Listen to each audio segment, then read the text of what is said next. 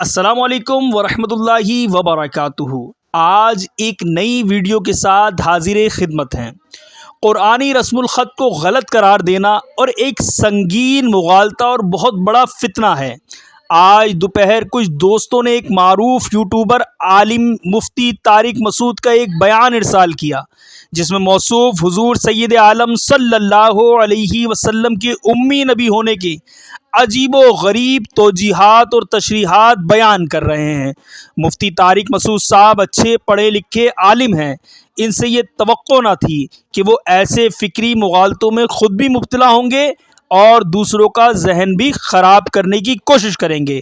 مفتی صاحب اپنے بیان میں کہہ رہے ہیں کہ نبی اکرم صلی اللہ علیہ وسلم لکھنا پڑھنا نہ جانتے تھے، اس لیے صحابہ کرام قرآن لکھتے ہوئے اعراب و کتابت کی غلطیاں بھی کرتے تو نعوذ باللہ حضور سید عالم صلی اللہ علیہ وسلم کو پتہ نہ چلتا، اور وہ غلطیاں ایسی ہی آج تک چلی آ رہی ہیں۔ ثم نعوذ باللہ نقل کفر نہ باشد، یہ وہی شخص بات کر سکتا ہے جو رسم مصحف اور قرآنی رسم الخط کے اصولوں سے ناواقف ہو۔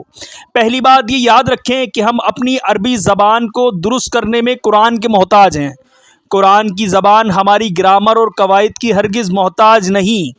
قرآن کلام خداوندی اور اصل ہے، ہماری زبان اور عربی گرامر قرآن کے تابع ہیں۔ قرآن کے بہت سارے کلمات ایسے ہیں جو عام عربی خط و کتابت سے الگ طریقے میں کہے جاتے ہیں، اور ان کا ایسے لکھنا توفیقی ہے۔ توفیقی سے مراد یہ ہے کہ ان کو ایسے لکھنا حضور سید عالم صلی اللہ علیہ وسلم کے حکم سے تھا، اور ہمیں اب اس کو بدلنے کی بالکل اجازت نہیں۔ اس کتابت کو رسم المصحف اور قرآنی رسم الخط کہا جاتا ہے۔ علماء محققین و ماہرین نے قرآن کریم کی قرأت صحیحہ اور غیر صحیحہ کے درمیان فرق اور امتیاز کے لیے جو بنیادی اصول و ارکان ثلاثہ مقرر کر دیے، ان میں سے ایک بنیادی رکن مصاحف عثمانی میں سے کسی ایک مصحف کے رسم کے ساتھ موافقت بھی ہے۔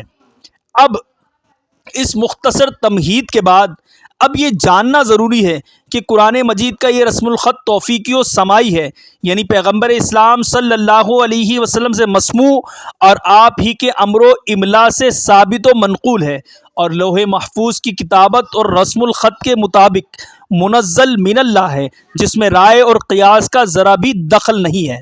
مفتی طارق مسعود کو ہوش کے ناخن لینے چاہیے، وہ ایسی نامعقول بات کر کے نادانستہ مستشرقین کی زبان بول رہے ہیں، اور یہ بات تو انگریز مستشرق کرتے ہیں کہ قرآن میں گرامر یا کتابت کی غلطیاں ہیں۔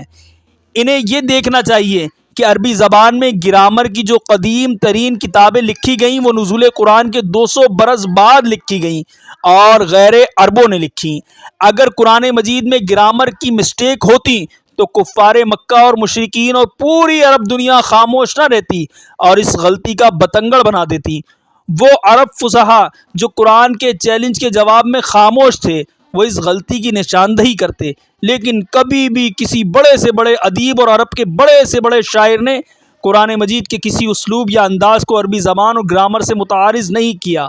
لہٰذا عربی زبان وہ ہے جو قرآن پاک میں بیان ہوئی، عربی زبان وہ ہے جو حضور سید عالم صلی اللہ علیہ وسلم کی زبان مبارک سے نکلی، جس کو دشمنوں نے اپنے پرایوں دونوں نے عربی زبان کا اعلیٰ ترین معیار قرار دیا۔ جنہوں نے قرآن مجید کے ادبی اعجاز کے سامنے سر تسلیم خم کیا، اس اصول کی روح سے قرآن مجید اور حدیث رسول کی زبان ہی اصل معیاری اور عربی زبان ہوگی، اور اگر گرامر کی کسی کتاب میں اس کے خلاف لکھا گیا ہے تو غلط لکھا گیا ہے۔ پھر حضور صلی اللہ علیہ وسلم کی امی ہونے کا یہ سطحی معنی مراد لینا بہت زیادہ افسوسناک اور لائق مذمت ہے۔ عوام میں بیٹھ کر بڑی بے پرواہی سے یہ کہہ دینا کہ حضور لکھنا پڑھنا نہ جانتے تھے، یہ بہت بڑی نادانی اور بے توفیقی کی علامت ہے۔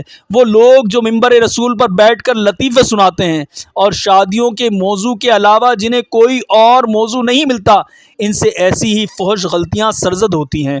حضور سید عالم صلی اللہ علیہ وسلم کا امی ہونا یہ حضور صلی اللہ علیہ وسلم کے حق میں کمی نہیں، بلکہ یہ حضور کی شان اور عظمت ہے۔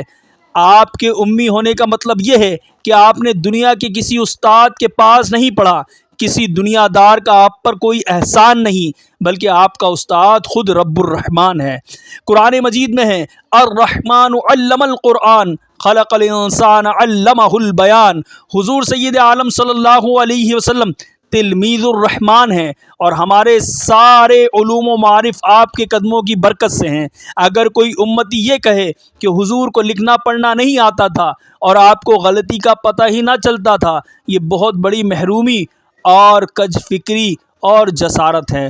مولانا ظفر علی خان نے برحق فرمایا، جو فلسفیوں سے کھل نہ سکا، جو نکتہ وروں سے حل نہ ہوا، وہ راز کملی والے نے بتلا دیا چند اشاروں میں۔ مفتی طارق مسعود کو چاہیے اپنی اس فحش غلطی کی کوئی وضاحت نہ دے، بلکہ فی الفور اس سے رجوع کرتے ہوئے توبہ و استغفار کرے اور سوچے کہ یہ جملے کس گناہ کا وبال ہیں۔ اللہ کریم سب کو صراط مستقیم پر گامزن رکھے اور آداب بارگاہ رسالت بجا لانے کی توفیق مرحمت فرمائے، آمین۔